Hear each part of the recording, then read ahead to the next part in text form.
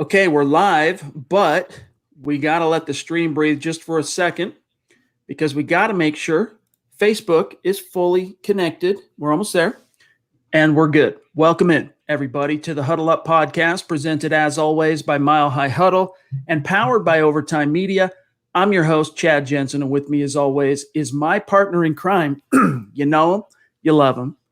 He's my fellow football priest. He's coming off a tough game on one of the teams he covers here for Heavy.com. He covers the Dallas Cowboys. And, man, they got the win, but Dak, Dunzo. So he's reorienting his mind as your football priest here covering the Denver Broncos. But he is Zach Kelberman. Zach, what a wild day. What a wild couple of days for the NFL storylines. Yeah, taking my Cowboys hat off, putting my Broncos hat on. The Broncos got rescheduled again. I mean, we're not playing tomorrow now. We're playing next Sunday. And it's like, what's going on here? I can't remember, and this will never happen again, getting the game rescheduled twice, Chad. It's become the norm in the NFL, things getting moved around. I know the Broncos are kind of pissed off about it.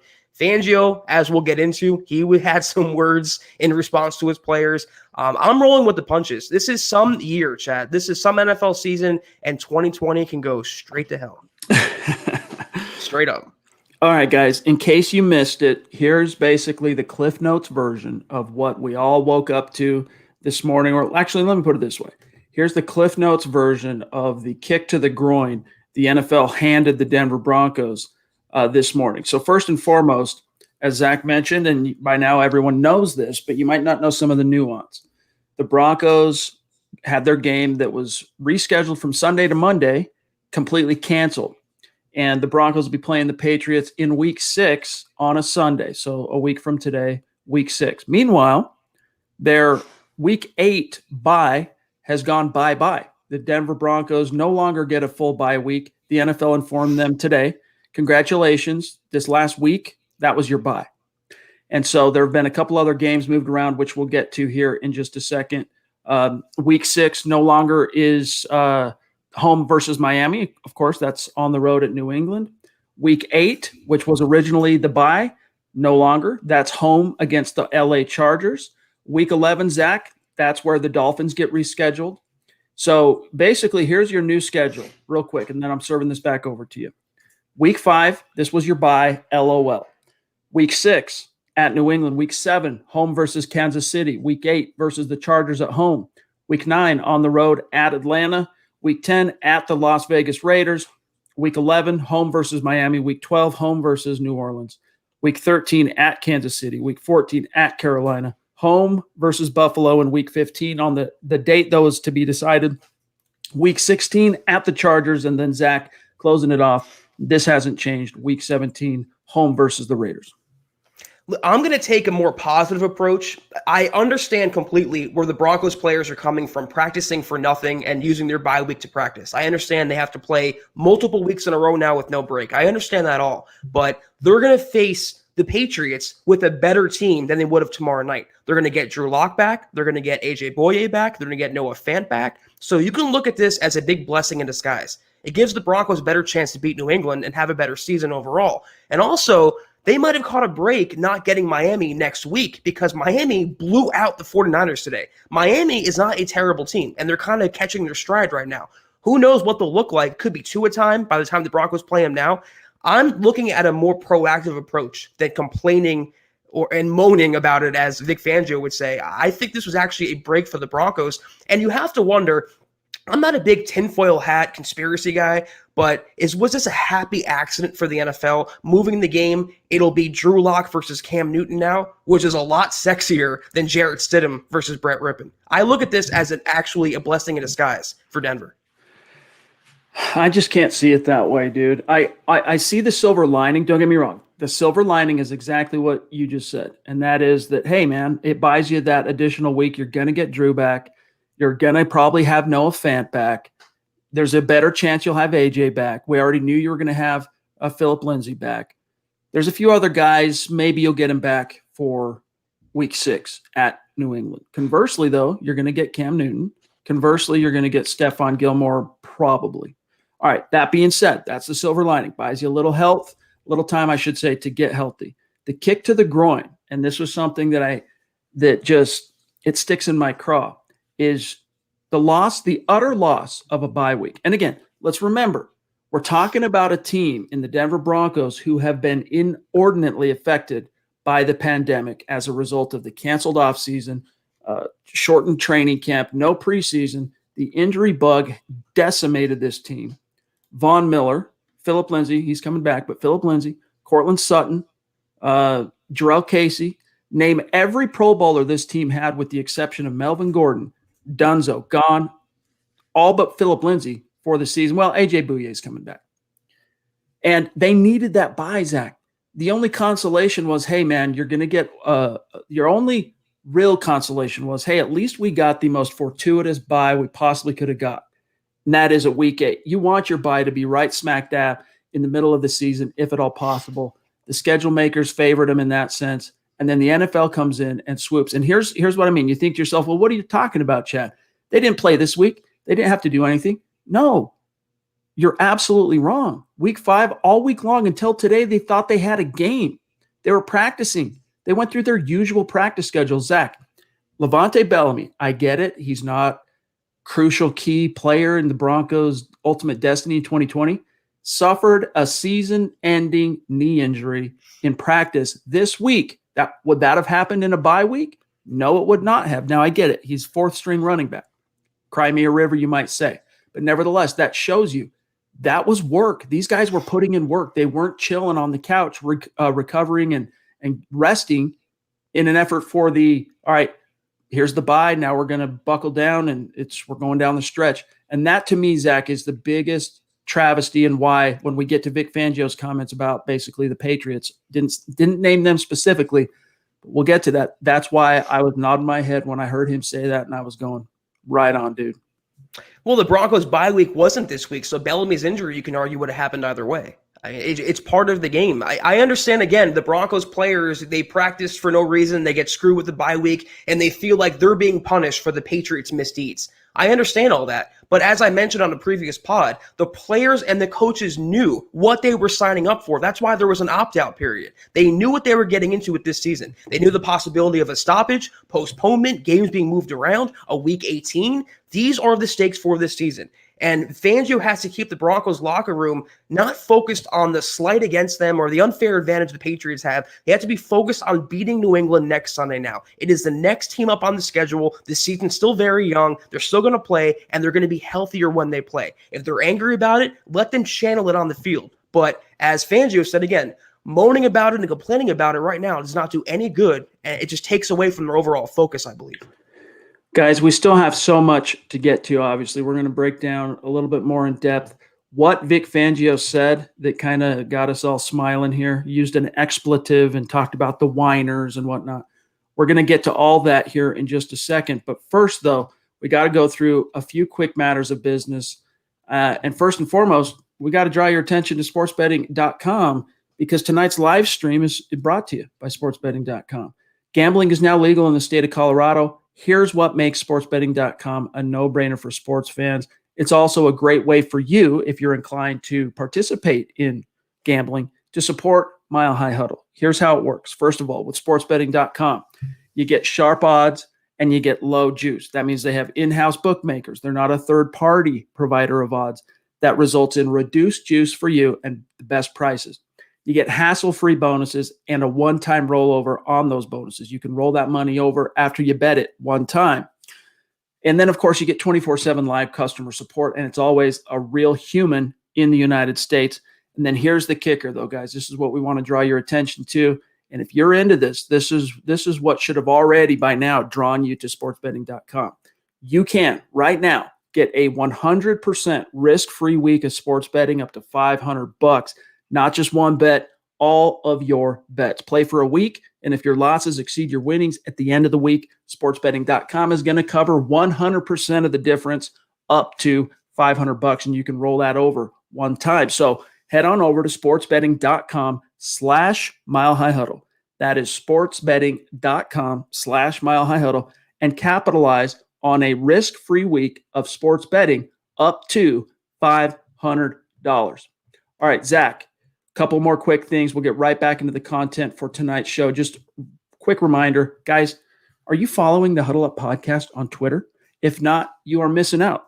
find us, connect with us on Twitter at Huddle Up Pod. And then while you're at it, follow the main account at Mile High Huddle. If you're following those two accounts, you're not going to miss anything as it relates to the podcast with news, programming, updates, rescheduling, anything like that, or breaking Broncos news and analysis. And then a gentle reminder, head on over to huddleuppod.com and get your swag on. Get yourself a Football Priest hat, get a MHH trucker hat, get a Football Priest t-shirt. There's hoodies, there's face masks, there's mugs.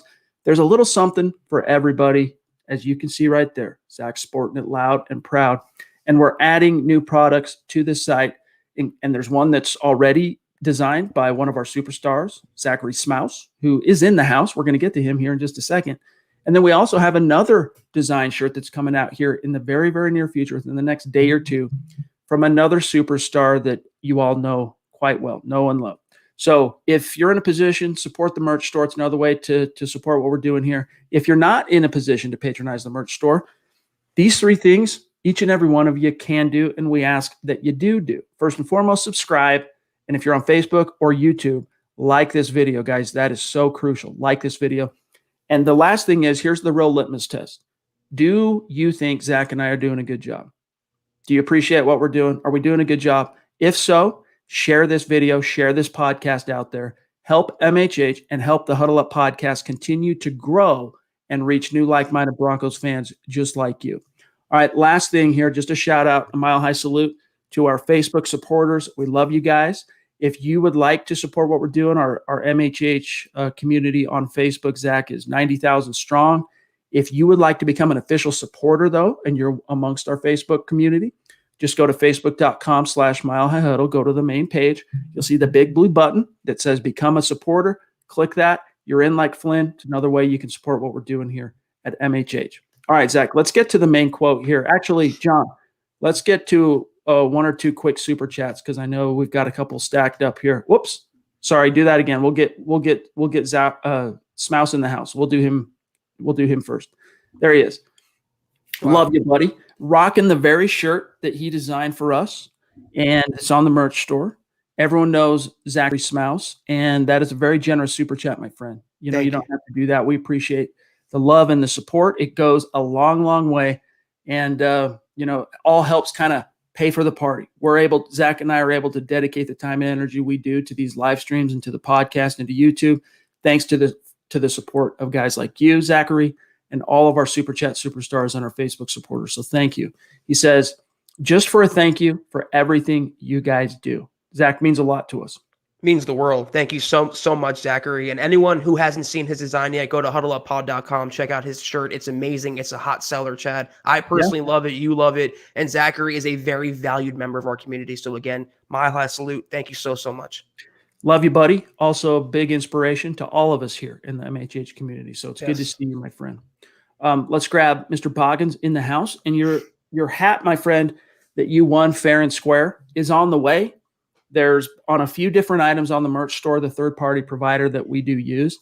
There have been some slight delays depending on the item, and they're working through that. They're staying in communication with us, and we're trying to stay in communication with our customers, so to speak, on the merch store. So, Boggins, your hat is on the way. Trust, it's going to get there. I promise you. Appreciate the support, my friend. Thank you.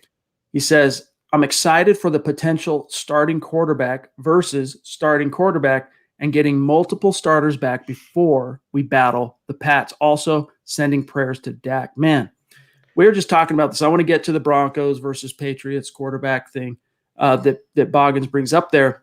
But we touched on this right before we went live, and I know it's not Bronco related, but it's NFL, guys. How heartbreaking it really is to see that injury to Dak, considering the fact that he bet on himself this year. And so far, I mean, the season wasn't going great for the Cowboys, Zach, but the numbers he was putting up, unbelievable. Crazy. He was cruising for possibly a deal that could maybe rival, maybe, the likes of a Patrick Mahomes, potentially, if he kept up at those numbers. And it's just so sad in a contract year playing on the franchise tag. He's going to get all that $31 million or whatever he got on the franchise tag, but it's just a bummer to see his season end like that. It is, and for a gamer like Dak, he really breaks the mold of other franchise quarterbacks in the sense that he eats, sleeps, and breathes football like a seventh-round pick would. He doesn't care about the stats. He cares about winning and helping his team be successful. He was on pace, though, for like 6,300 yards, which would shatter Peyton Manning's record. He was having an yeah. historic start to the season. One of the best quarterbacks in the NFL who gets crapped on consistently. I don't understand why. I know it's on a Cowboys podcast, but he was injured on a design run in a shotgun. And again, we always talk about it, but comes down to coaching. Why put him in that position? And now they have to reap the, I wouldn't say the benefit. I would say the opposite of a benefit, the loss of Prescott for the season.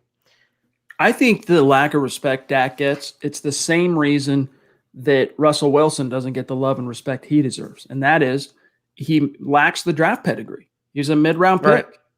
Right. And Des RT Fox jumping in and says, I feel bad for Dak now. Mr. Jones is really not going to pay him now. We'll see. We'll see how that shakes out. I wouldn't write it off quite yet. A lot depends on, I guess, how the Red Rifle comports himself through the duration of the season, I guess. Yeah, but, Dak, he lost all his leverage. He was on pace, maybe not for Mahomes money, but for at least $40 million a year. That's just market value now for quarterbacks. And now the Cowboys can either franchise tag him or say, listen, accept what we pay you or you don't get paid. You're coming off an injury. So it sucks for Dak. It's part of the game. But as someone who likes him personally and professionally, it's a gutting blow for Dallas. Let's talk about, though, real quick here, Boggan's main point, though, which is, hey, man, look, it sucks losing the bye week. It sucks as fans having to wait that extra week to see the matchup, to see your team play. But the good news is you're getting Drew back. Vic Fangio's never, this whole week, he's never going to commit to it being Drew just because why would you? He's gonna keep the Patriots off balance as best as he can and let them think that there's still a chance he's not going to be good enough to go. But it's going to be Drew. Let's face it. I was taking some flack for this, and you and I obviously didn't share a brain on this topic, but I was betting that it was going to be Drew on Monday night when these two teams were originally scheduled, when they were rescheduled the first time to play on Monday. I just read the stars and the tea leaves as pointing in that direction, but now I fully believe 100%. I don't doubt it one whit, Zach. It's going to be Locke versus Cam Newton. Yeah, and that's, again, for the NFL, they can position that as a much more attractive matchup in the late window of a CBS, 425 kickoff. It's not national, but it will be regional. And I'm not scared of the Patriots, Chad. With Cam Newton or no Cam Newton, this is a beatable team. And I look at it, yeah, it sucks, again, the Broncos got screwed over practice-wise, but they're going to be infinitely healthier and more talented to take on this Patriots team. And I think any Broncos fans should support that and kind of use that as the silver lining here. Can you tell who's in this picture with Ben on his YouTube profile pic? It's just too small for me to make out perfectly.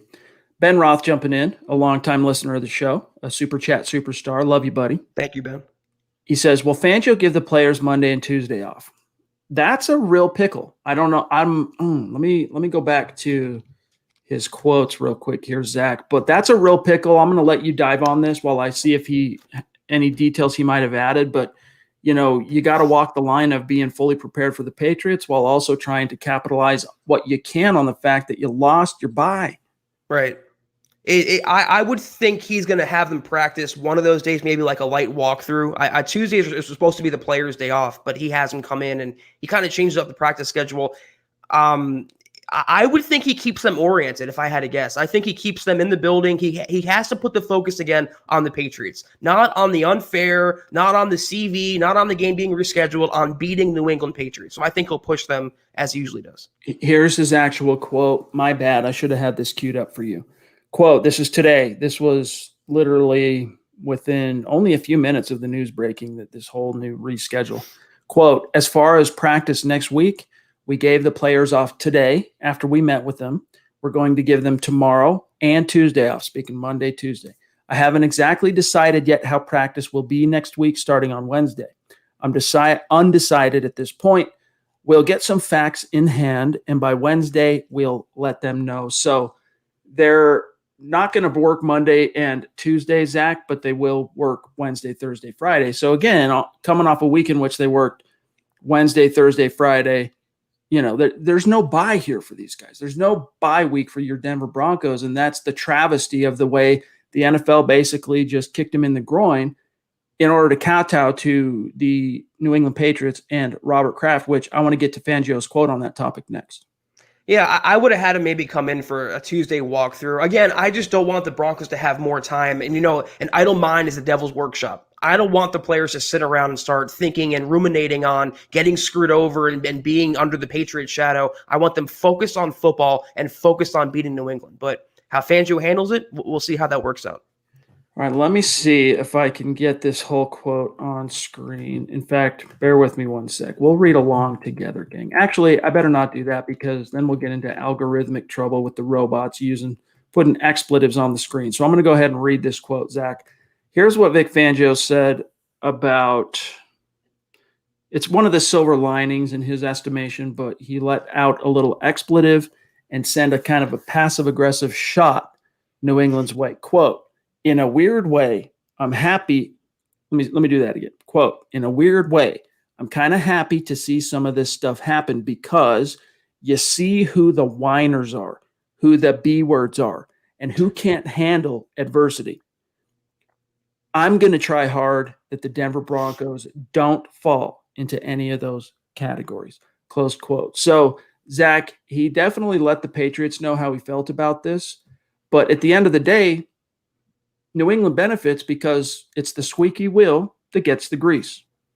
He was better served opening that statement by saying, "Dear Shelby Harris." He was literally responding to his own players like Shelby Harris and Melvin Gordon, who came out, angry that they had to practice despite having no bye week and getting screwed over by the Patriots. I like the answer by Fangio. I hope it doesn't kind of divide him from some of his players, but I like him being just football oriented. This is not time for excuses or complaining. And like I mentioned, and like Josh mentioned in that comment, like we're going to get to in a second, everyone, coaches and players, knew the stakes, knew what was going to be involved when they opted into this season.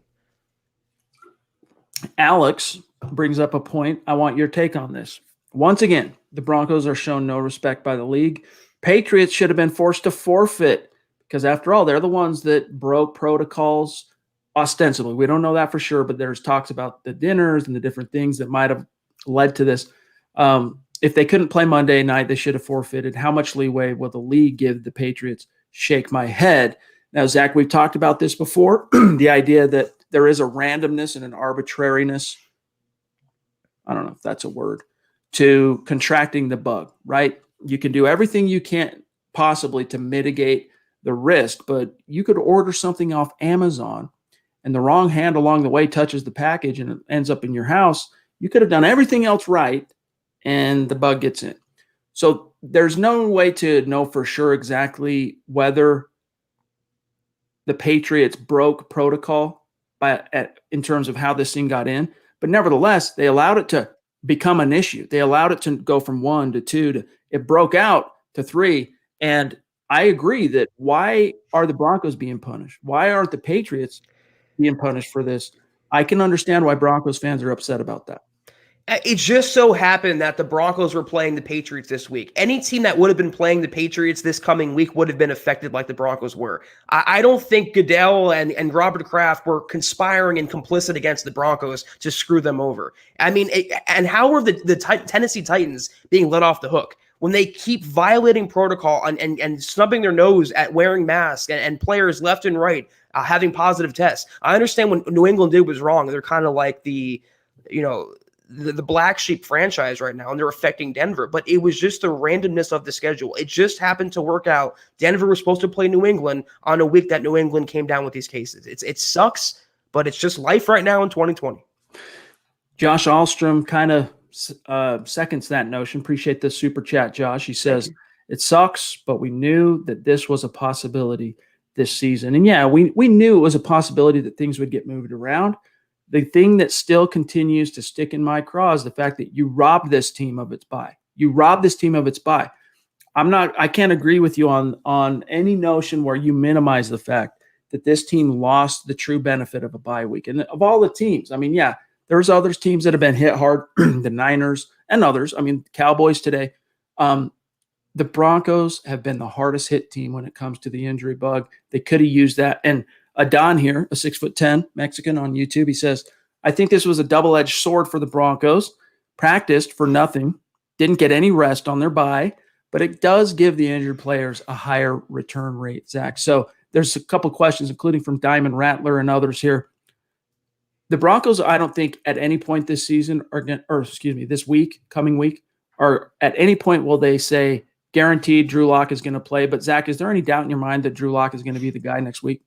No, not at all. I mean, now he'll have an entire week to get healthy again. And I still believe it would have been Rippon tomorrow, but now it gives him, no doubt about it, an extra 5 or 6 days to get fully healthy. He can have a full practice. Chad, he was running the scout team in practice last week. Rippon was running with the ones. There was no chance Locke was going to play in that game. This week, he will run with the ones. They can get back to business. They know that for now, they have a concrete game set in place on Sunday. It'll be a more traditional practice week. It will be Locke in the lineup on Sunday, and barring a setback or another injury, going forward for the rest of the year.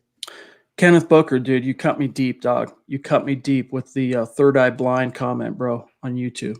Just kidding. Look, we do read our comments on YouTube. We don't always have time to reply in depth to each and every comment, but we want you guys to know that when you do comment on YouTube, I'm talking about comments after the fact. You know, we upload a video or whatever. We do keep up with those comments. We try to engage, but we can't always do so in depth. But Kenneth, appreciate you as always, my friend. He says, do you think if New England has one more positive in terms of the bug that shall go unnamed, they'll shut down the league for a few weeks or just make them forfeit the game?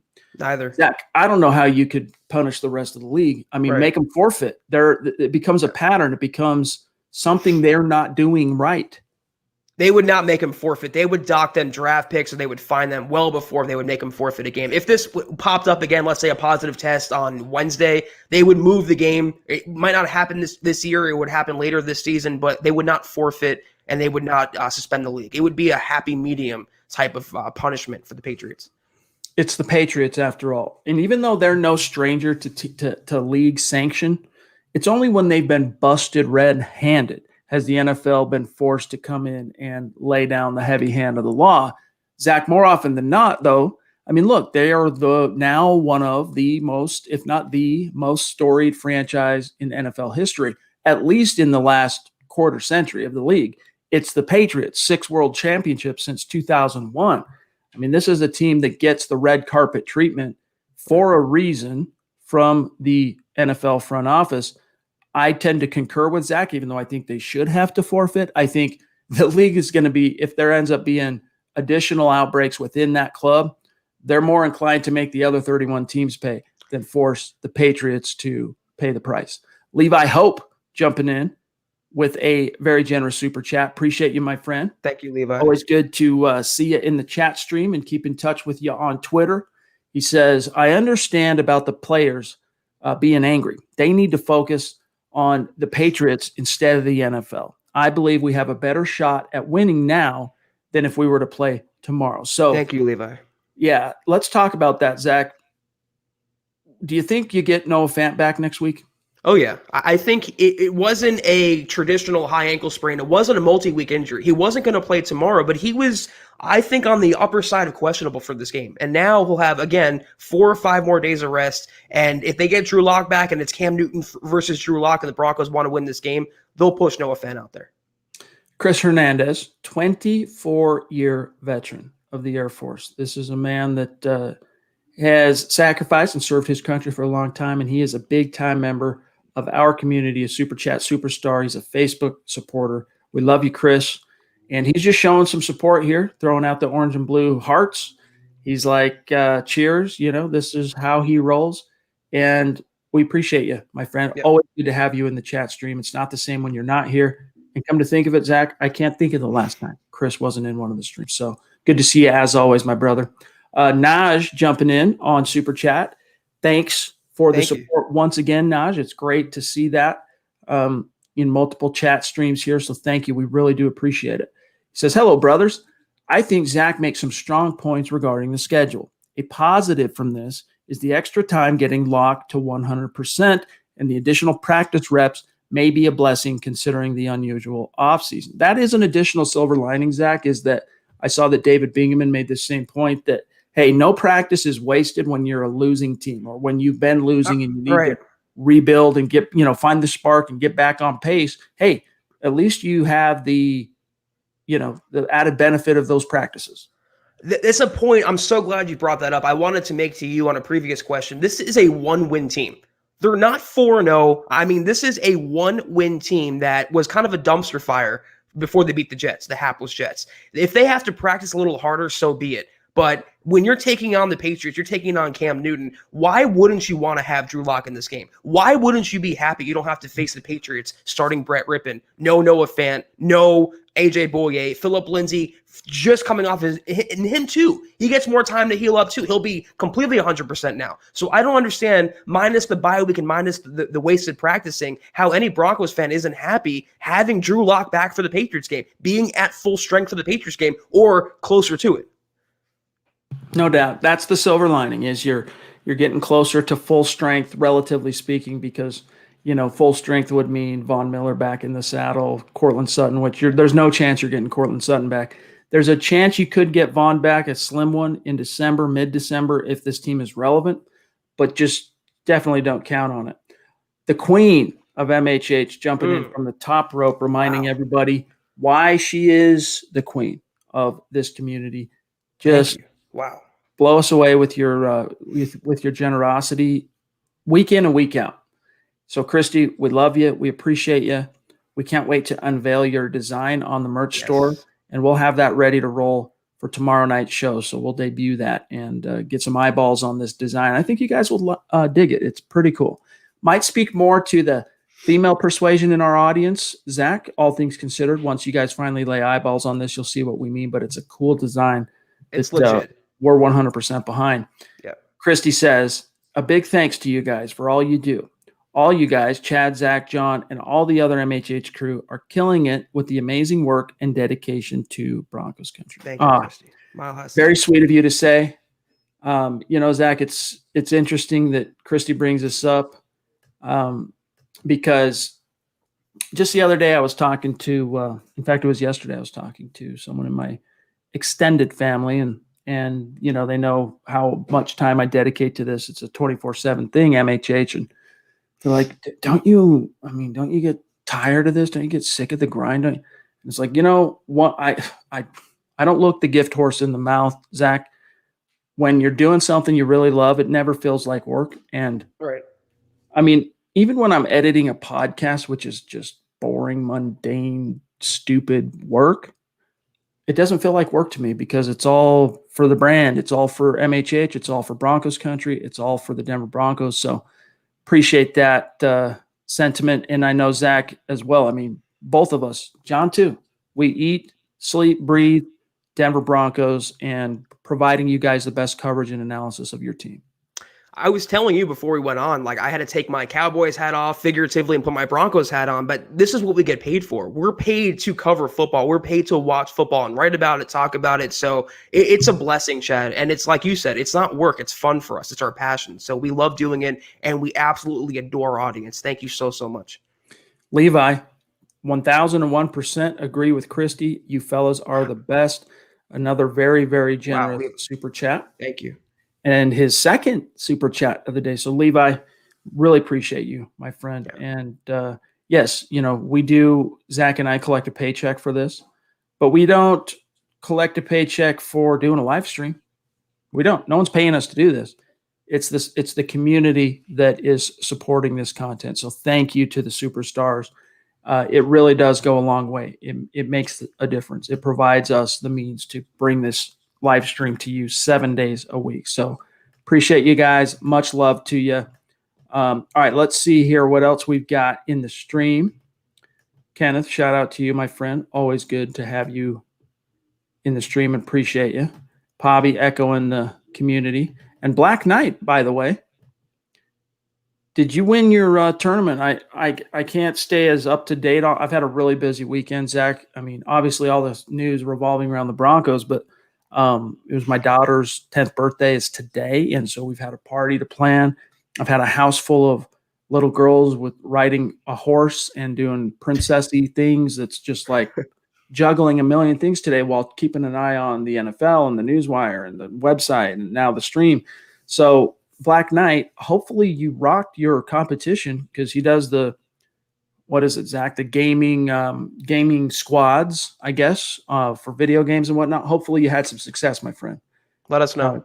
Yeah, keep us in the loop. Let us know in the chat stream. He's in the finals on StarCraft. Awesome. Very cool. Good luck. Awesome. Good for you, my friend. All right, let's see what else we got here from Glenn. Everyone knows Glenn Hauser, the owner of the most bad A man cave I've ever seen, and especially for a member of Broncos country. But I mean, just generally speaking, this is one impressed. I mean, this dude has, as you guys learned when we had him on the show, this dude has a piece of Old Mile High. Actually, he's got two different sets of Old Mile High bleachers. One in his office, I believe, if I remember right, and one in his man cave. So, Glenn, good to see you, my friend, and also congrats on your new podcast with Mundungus and KR and Adon, the Mile High Roundtable. So, congrats to you guys, and keep doing what you're doing. Keep grinding. He says, when do you think any penalties to teams could start being handed down for violating protocol? Nothing will change, I don't think, until teams like the Titans, or I'm going to throw in the Patriots here. Glenn didn't say that. I'm saying that. See real repercussions. Hashtag MHH, state of being, Denver Broncos for life. Zach, what are your thoughts? The NFL has to be careful because they're setting a precedent if they fine or dock anyone for positive tests. At the most, it would be the loss of like $500,000 or $1 million, whatever it is, or maybe like a mid-round draft pick. But they have to be careful who they punish and what they punish for. If another Patriots positive test, I can see the NFL coming after them because there is a precedent to punish the Patriots. They've been docked, like you mentioned, in years past. The Titans, they're the real black sheep here. And I saw a comment, why are they getting let off the hook? I know the Patriots are in the news right now, but the Titans kind of kickstarted this whole thing, and they have blatant disregard for the protocols. I think that's worse than what the Patriots did. So it would take something egregious. It would take another positive test result from either the Patriots or the Titans. Other than that, though, I think the NFL and Goodell are content to just keep moving things around as they see fit, Chad. They're going to try to get these games in as much as possible and as normal as possible. I think worst case, this was something that James Campbell covered in an article today. You know, you might have to end up delaying the postseason. You might need a 2-week kind of reset period at the end of this season. At the end of the regular season, instead of going straight the next week into the playoffs, you might pump the brakes. And even though it gives teams a non-traditional kind of double bye to rest, recover, and get ready for the playoffs instead of going straight from the frying pan into the fire, you might have to do a reset like that. And not just for the playoffs, but you might need that window for possible other games later on this season that might need to get rescheduled. So I think worst case that what the NFL is telegraphing to the fans is that, look, we're marching ahead with 32 teams playing 16 games. We might have to move some things around. Some teams like the Broncos might get screwed out of a bye week, but we're getting these games in, even if we have to reschedule and move things around. And that includes the Super Bowl. They might have to push the Super Bowl back if they end up having to move things around. But hopefully, Zach, the flip side to the coin here is for teams like the Patriots, teams like the Titans. Hopefully, this is a wake-up call. I know it is for the Broncos. I wrote about this kind of in a despondent tone, I guess, right before we went live here tonight. What incentive do the Broncos have after being very disciplined and resisting temptation to go out into social situations and, you know, basically making all the sacrifices that the league, the players union, and their very team has asked them to make? The Broncos have done that, and there are other teams just like them. And then they get screwed like this. What incentive do they have to not just say, to heck with it? Oh, what, you're going out to the club tonight? Boom, let's go, dog. I mean, I'm being hyperbolic, but at the same time, it's like, I don't blame them if they have those feelings. But nevertheless, I do hope that this is a wake-up call for the league. It comes down to how much they want to win, how professional they are, how much the NFL means to them. The Broncos aren't the first team to get screwed out of a bye week this season. It happened to the Pittsburgh Steelers last week. And what did Mike Tomlin say in response to that? He had one singular sentence: we don't care. It's all a matter of focusing on football and stacking wins. No distractions, no excuses, no crying, no self-pity. I love the mindset that Tomlin had for it, and I hope the Broncos will have the same. Well said. All right, Tom El Greco jumping in north of the 49th parallel up there in Canada, which reminds me, while we're talking 49th parallel here in our Canadian community of Broncos country, it's been a minute since I've seen Terry. Where's Terry Randall, guys? We got to check on Terry, see how he's doing, see what's going on. Tom, though, says, appreciate the support, Tom. Really means a lot to us, my friend. You have become just so consistent in your support and engagement here on these live streams, and it means a lot to us. He says, I don't get it. 4% of the population has contracted this bug. The Titans have raised the bar, totally irresponsible. Thanks, guys. Yeah, I mean, the Titans definitely, got the ball rolling on this whole thing. As far as the, I'm not sure what you're trying to get at with the first part of your super chat there, your point about the 4% of the population. But, the bottom line is you can mitigate the risk of exposure, but you can't, no one is, perfectly immune from being able, from contracting this bug, and NFL teams and pro athletes are included in that. So you got to act accordingly, Zach. I mean, once the NFL team started traveling around the league, it was going to be an inevitability that teams were going to get positive test results. And some were false positives, some were false negatives, whatever they are. But it's the Titans being so egregious with their handling or mishandling of it, allowing continual positive tests to pop up, not having masks, not social distancing, just snubbing their nose at the entire league. And not only the league, but their fellow teams and players and coaches. No respect for their peers, Chad. So you can be mad at the Patriots all you want, but the Titans are the one that really set this bad wheel in motion. Ovanis, I think, on Facebook, we fully believe and expect Drew Lock to play in Week 6 at the Patriots. Yeah. We just don't fully expect the Broncos to announce that or telegraph that at any point. It's going to come off like it's a game-time decision. In my estimation, that's probably how you'll see it unfold, but there's no reason to think that Drew's not going to play. Eclipse Stormborn, good to see you, my friend. Happy Sunday to you. Always great to see Troy in the hizzy, in the city of brotherly love, that is, as well, rocking the football priest hat. Love you, buddy.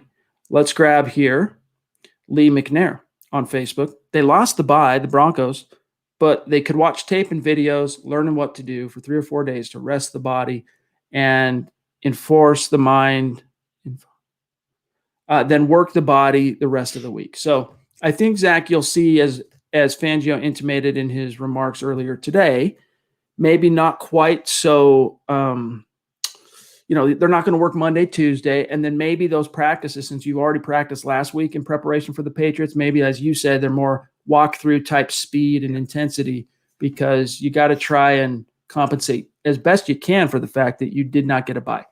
I mean, they didn't get a bye week, a traditional bye week, but if you want to kind of split hairs, they had yesterday off, they had today off, they're having Monday off, they're having Tuesday off. That's 4 days now. And typically on a bye week, you still come into the facility for treatment, for tape study, for walkthroughs. I mean, it's not a completely, I'll see you in a week. So they're going to have some time off to recalibrate. But again, they should be pumped up and motivated, knowing they're going to have a healthier, more talented squad facing New England next Sunday. Black Knight brings up a point that we should talk about. And that is that the Las Vegas Raiders handed the Kansas City Chiefs their first loss of the season. We try to tell them, Chad. Try to tell them this year. We have. The Raiders sometimes struggle to get out of their own way, but this is just a team that is so talented. They're going to win some games this year, guys. They're going to be a tough test. I mean, honestly, if the Broncos can split with the Raiders again this year like they have the last few years, it's going to be, I would consider that a moral victory. Don't go writing the Raiders off quite yet. I mean, Zach, the talent this team has, I mean, they have juggernaut caliber talent. Say what you will about Derek Carr. He's obviously no Patrick Mahomes. There is no other Patrick Mahomes. But, if the stars aligned right for the Raiders, man, they could be a tough team. I know the Broncos finished second in the AFC West last year, and that's probably the best case scenario for the Broncos this year is finishing second, because the Chiefs, you want to say juggernaut, the Chiefs are the juggernaut in the NFL. But nevertheless, the Raiders got their goat today. They found a way, and, tip your cap to the Raiders. Let's see if they can sustain that level of play offensively for 2 weeks in a row. Well, let me add a few feathers to my cap here. I said the Raiders are going to be better this season, and Henry Ruggs is a problem.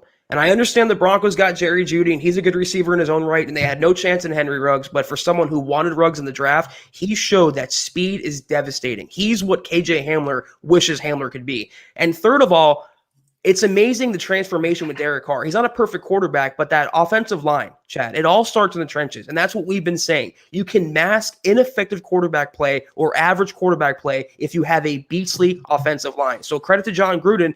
And they're not just a fluke. They beat the Saints as well. This is a good team this year. Not saying championship, maybe not even saying playoff, but anyone who thinks the Raiders are doormats, it's not the case anymore. No, it's not. It really isn't. And John Gruden is not looking so crazy as he did those first couple of years. Right. Some of the decisions he made and the draft picks he stockpiled and rat holed, and it's all paying dividends. I think it's going to start really paying dividends in Coaching. 2020 for this team. And Gruden's not the, aw shucks, village idiot that he is often made out to be, because, he's obviously he lost some of his luster as a head coach with the way things ended in Tampa. And then he became a media guy and, loved everybody, right? He was the Monday Night Football guy, and he'd go do their press with each team leading up to the game. And, every guy he talked about when the feature came during the game, man, he just loves everybody. Well, he's also a freaking next level competitor, and the dude knows a lot about the game, and the dude's a $100 million coach for a reason. So anyway, they're going to be a problem. I'm going to flash this dude because it's a massive comment. I'm going to read it. I'm not going to keep it on screen the whole time, but shout out to Scott on Facebook. Very long comment. So I'm just going to read this, Scott. How you guys doing? I listen often, but I haven't really commented. First time here commenting. Keep up the great work. I'm not too happy about this postponement again. Not too far for the Broncos at all. Not a real bye week. They practice all week for the Patriots. During a bye, you get the week off, so they didn't get a week off. Broncos are owed an extra week or something. Go Broncos from Albany, New York. Very cool. Broncos country is not a geographic location. Zach, it is a state of being. Upstate New York. Good to hear from you, Scott. I mean, we've kind of mined this emotional territory all day long. There's no getting around it. Now, the fact is the Broncos lost their bye. The game got rescheduled. So Zach and I, we got to turn our focus to a Patriots matchup that now includes guaranteed Drew Lock and probably Noah Fant and maybe, just maybe, AJ Bouye. I'm glad you said that phrase, kind of turn the page, because the Broncos have to treat this like a bad loss. You're allowed one day to feel sorry for yourself, to be mad, to be upset, and then it's on to the next opponent, on to the next game. That's what they have to do here. They can be mad today if the game was rescheduled again, but starting tomorrow, even though they won't be in the building until Wednesday, they have to be focused on putting football first and beating New England next Sunday afternoon. Shout out to BNS jumping in on Super Chat. Really appreciate it, man. It all adds up and it all counts and it all helps, my friends. So think nothing of the number. It all means a lot to us, my brother. He says, wish I could give more. Love this community. Hey, man, just appreciate the contribution and the gesture. Trust me on that. And someone like Troy, who just over the last year since we've been doing these podcasts as a live stream, I mean, you've really contributed to what this show and this channel on YouTube and what MHH has become, Troy. So don't you sweat it, my friend. We're just happy to have you in the stream, my dog. So glad to have you. Mile High Beauty wants to know, do you think KJ Hamler might play? That's a little bit more complicated one. Yeah. Let me just real quick before we answer this, let me just, Zach, read to you the final injury report for what was a botched and canceled week 5. But let me just tell you, KJ Hamler did not participate any day this past week with that hammy. I think they should put him on injured reserve. And I know that's maybe unpopular because he's maybe a week from returning, but this is one of those injuries, hamstring. It's almost so dreaded, the most dreaded injury for a receiver, because they take so freaking long to heal and they're so freaking easy to re-aggravate. And I think they need to get him to 100%, hold him out for a few weeks. He's not an integral part of the offense. He's not Jerry Jeudy or Noah Fant. They can live without him. But if he comes back at 90% and he steps wrong, he could be out for the season or worse. So I think it's time to give him a little time on injured reserve. And this was the worry that I had for KJ Hamler. I hope he's not that type that he's so good when he's on the field or so, explosive, but he's rarely on the field. I don't want a guy on the trainer's table for the majority of his career. So it's tenuous start for KJ Hamler. Especially when you think that, hey, man, could have been a tackle, could have been a corner. Right.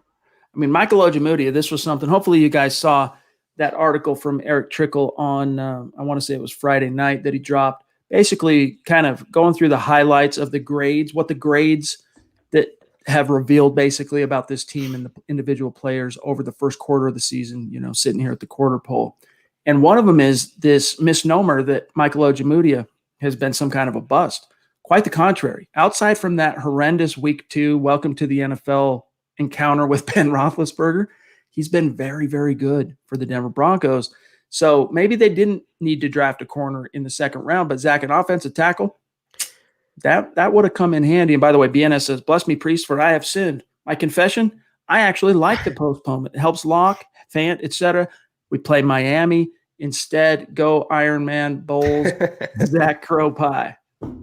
I get this comment on YouTube after every single pod. I'm not eating enough crow for Garrett Bowles and Melvin Gordon. I have praised them for every single week, but let's keep in mind the team is still 1-3. They're not playing at an all-pro level. They're playing better than I thought they would play. Very well so far, but let Garrett keep it up for the rest of the season. Hat tip to Pobby jumping in, showing some generosity on Super Chat as she is wont to do, and just another core key member of our community here that just blows us away week in, week out, stream in, stream out with your generosity, Pobby. We love you. We appreciate you. She's picked up the nickname in the community as the princess of MHH. So, Pobby, we do love you and appreciate you. And she says, the MHH family is amazing. Thank you, guys, for all you do. And go Broncos. Thank you, Pobby. Means a lot to us, of course. So thank you, Pobby. Always good to see you. And the community loves seeing you, obviously, as well. So, all right, Zach, before we bounce on out of here, we're at the 51-minute mark. We got a little bit more time here. Let me just see what else is on in the stream. In fact, let me see here. Let me go back to NFL stats and real quick. I just want to see something from today's games. So Chargers Saints is tomorrow night. Chargers sit at 1-3, Saints at 2-2. Obviously, the Broncos still have to face the Chargers twice this year, and they'll get to face the Saints. The Raiders, as we just mentioned a few minutes ago, topped the Chiefs, handed the Chiefs their first loss. Raiders sit at 3-2, Chiefs 4-1. Who are you picking in this game, by the way? It's in New Orleans. Who do you see tomorrow night winning? The Saints and who? Saints and Chargers. Saints. I don't believe in Justin Herbert. The game's in New Orleans. The Saints are out to prove something. They're not that great this year. I thought they'd be a lot stronger, but I think without Michael Thomas, though, that can level the playing field. He was suspended for punching a teammate or whatever it was. I still think Drew Brees will score enough on the Chargers defense where Herbert can't make up the difference. Catch you later, Steve. Always great to have you in the stream, my friend, and we love your engagement and how on top of Broncos news you are on Twitter. I can think, Zach, you might already be gone because I think that came in, 10 minutes ago. But Steven, if you're listening to this after the fact, Zach, I can think of just off the top of my head, half a dozen stories that we've covered at milehighhuddle.com. We would have covered anyway, but Steven's the first one to bring it to our attention because he's literally got his phone like this. I don't know how he does it. He's like this on Twitter all day long. Love you, Steve, and appreciate your contributions to MHH canon as well. I wake up every day to a tagged tweet about Broncos news from Steven. So thank you so much, Steven. Great Broncos fan, guys. BG in the house. Good to see you, my friend. Longtime Super Chat superstar and member of our community. Says, sorry I'm late. Hey, man, better late than never, my dog. Always good to have you in the house. Let me see what else we got. Bradley is in the house too, but let's grab BG's comment. He says, I'm sure you already covered it, but what's going on with our schedule now? Ugh.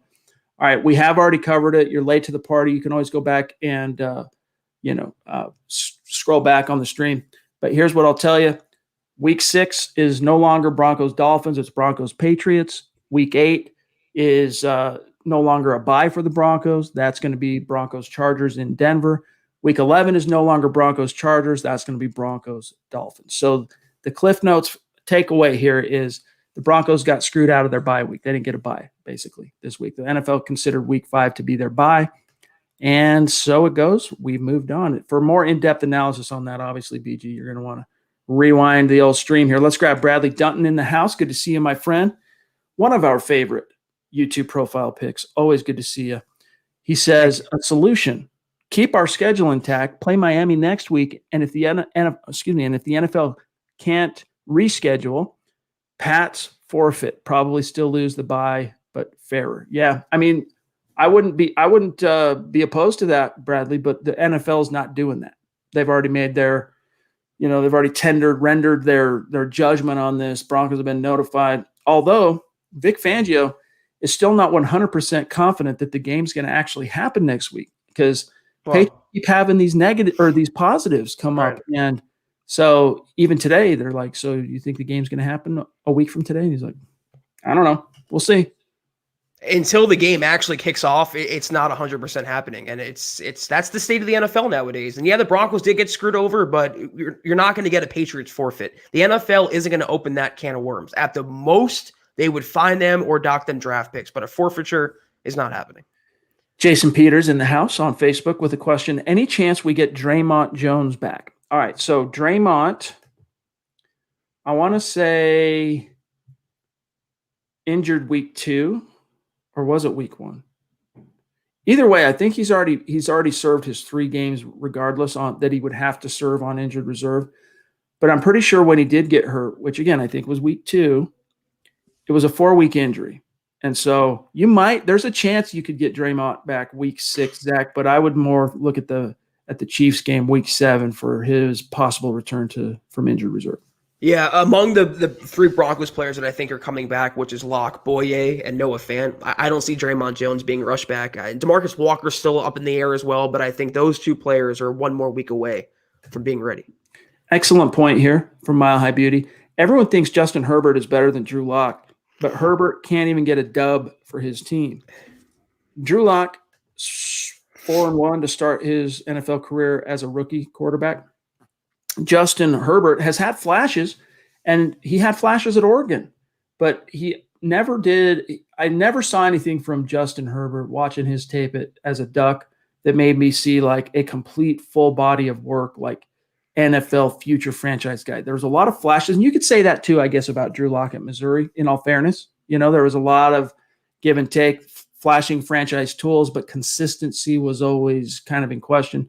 Same thing applies in my estimation, Zach, for Justin Herbert, except there's one huge difference between Herbert and Locke, and that's the it factor, that's the swag, that's the leadership. Justin Herbert, like when he talks, you have to be like, no, wait, what? If you're hard of hearing at all, dude, you're going to miss what that dude says. The only people who are saying Justin Herbert's better than Drew Lock are Chargers fans, Broncos haters, or moronic football analysts. I mean, he looked promising. He has flashes, but Drew Lock, like you mentioned, he went 4-1 last year. He beat 2 playoff contenders in the Chargers and the Texans and beat them pretty handily as well. I just don't see how you can make that comparison when both don't even have 1 season in the NFL as a full-time starter. So I'll take Drew Lock any day. That's just my opinion. Yes, indeed. And real quick, appreciate this super chat. Shout out to Pobby, the MHH princess. Thank you, Brian. Then, Brian BG also brings up, the Herbert thing. And yeah, I mean, holler at me when Herbert gets his first win. And maybe that's Monday night against the Saints. For what it's worth, Zach, I think Drew Brees, you're witnessing the wheels coming off of that illustrious future Hall of Fame career. Like, Brady, he's been able to drag it out a few additional years. Maybe it's that secret TB12 formula that he's got going with his guy, Alex Guerrero, or whatever. But for Drew Brees, and maybe, Drew Brees did suffer, a grievous shoulder injury, right shoulder injury that almost ended his career as an NFL quarterback. His last play as a Charger, in fact, and that was courtesy of John Lynch, Denver Broncos safety, end of the 2006 season. And so maybe that has more to do with how rapidly he seems to be declining. I could end up eating crow on that. Maybe this is just a bad couple of games. But, Zach, I have been rather alarmed at the version of Drew Brees I've seen so far this year. I think the Saints window was last season. And I had them winning the title last year, and they got bounced fairly early in the playoffs. And I just think, he's up there in age. I mean, he's a human being after all. Not everyone is Tom Brady, and not everyone has the luxury of having Bill Belichick as your head coach. I love Sean Payton and all, but there's a reason Father Time is undefeated, and he will always be undefeated. All right. Excuse me. 2 more, and then we got to bounce out for now, guys. Dennis Woods jumping in. Love you, my friend. Thank you, in Dennis. Michigan. Really one of the listeners that exemplifies the state of being hashtag. He says, hey, guys, appreciate all you do. Love the MHH family.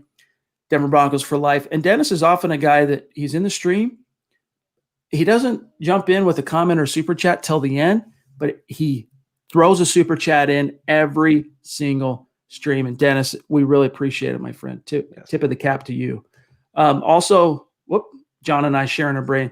Flippant Booch, a guy who I can think now, going back years as a commenter on MHH YouTube. Really appreciate your longtime support and contributions to our community, my friend. And thank you for the super chat. Teams losing the bye week might start getting sick. Two bye weeks. Okay. I think. I mean, yeah, potentially. I mean, the NFL's got to have a few contingencies in place for worst case type scenarios. But I think, Zach, at a certain point, you got to start docking these teams that are continually letting the virus in by forfeiting. I'm sorry, but you know what? If players can be docked massive fines and can be subject to team and league discipline for going to church and there's 15 or more people in the room, then teams should be held to account who invite the bug in by virtue of, look, you forfeit the game. Sorry. I don't know. We'll see if hopefully it doesn't come to that. Honestly, hopefully it doesn't come to that. Yeah. But like, I think the Patriots right now, they're worthy of such a sanction from the league. Yeah, I don't think 2 bye weeks are happening. I personally don't think forfeitures are happening. But like you just said, let's just hope nothing more happens. Let's just hope there's no more positive tests. I know I might be a little idealistic to believe that, but let's just hope for football continuously from here on out. That's what I'm going for.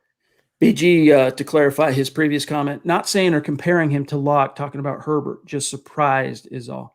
The thing that surprised me the most, Zach, and then we'll get out of here, is how many Broncos fans, when the things kind of went off the rails there from, let's say, week 2 through till the Broncos beat the Jets, there was a surprisingly strident fraction of Broncos country that was pining for Justin Herbert, saying, oh, man, we made a mistake taking Drew Lock. We should have just waited and sold out and gotten Justin Herbert in 2020, which, of course, was laughable. But it's just recency bias. Those very people right now probably even forgot they tweeted and commented such things on social media because, Herbert so far, he's been nothing more than a flash in the pan that managed to get out to a sizable lead against the Chiefs, only to squander it, and is yet to post his first NFL win. I don't see how you can give up on Drew Lock after he only got a game and a half and barely even that. And anyone who takes Justin Herbert has a bias against Lock. And like I tweeted after his injury, the same Broncos fans that are clamoring for tanking for Trevor are the same ones that are going to be cheering on Drew Lock when he's back in the lineup. It happened to Phillip Lindsay and Melvin Gordon. When they signed Gordon, it was let Lindsay hit the road. We don't need him anymore. Before Gordon's arrival, it was pay Lindsay. He's the workhorse. He's the 1A running back. It's the fickle nature of NFL fan bases, not just the Broncos, but I think the smarter fans know what Denver has with their quarterback. Guys, thanks to each and every one of you for joining us tonight and making some time for this live stream. It really is a highlight of our day. We love talking with you guys. And so thanks for spending some time with us here. Make sure you're following the podcast on Twitter at Huddle Up Pod. While you're at it, follow the main account at Mile High Huddle. And then whatever you do, follow my partner, Zach Kelberman, on Twitter at Kelberman NFL. You can find me at Chad and Jensen. We do love connecting with our listeners and members of the community. Just remember, if your Twitter handle or name is different than what we recognize you on as YouTube, let us know who you are so we can connect the dots, especially if you're one of our Super Chat superstars. And then also our producer, John K. MHH, at John K. MHH, who held down the fort in lieu of Luke Patterson yesterday with Nick Kendall on Mile High Insiders and filling in, doing, what he can to keep the party rolling here at MHH. Guys, don't forget to head on over to huddleuppod.com if you're in a position to get your swag on. And remember, we are going to be debuting a brand new design, a brand new t-shirt that'll either be up tonight or tomorrow. We'll probably wait to debut it tomorrow and then feature it on tomorrow night's stream. So stay tuned for that. And then whatever you do, guys, before you X on out of here, especially YouTube and Facebook, like this video. And if you really think we're doing a good job, Zach and I, share it out there. Help us continue to grow. Zach, my friend, have a great start to your week. We'll circle back and talk, of course, tomorrow night. We're on again Monday night, 6 p.m. Mountain, 8 p.m. Eastern. But have a great start to your week, my friend. Yes, sir. You as well. And hopefully we have some more news to go over tomorrow, even though the Broncos won't practice. So it's another day closer to what should be, Chad, a permanent game day on Sunday. Amen. Shout out to you, Greg. Let him hate my dog. Love the shirt. All right, guys. For Zach Kelberman, for John, I'm Chad Jensen. We will see you tomorrow night, 6 p.m. Mountain, 8 p.m. Eastern.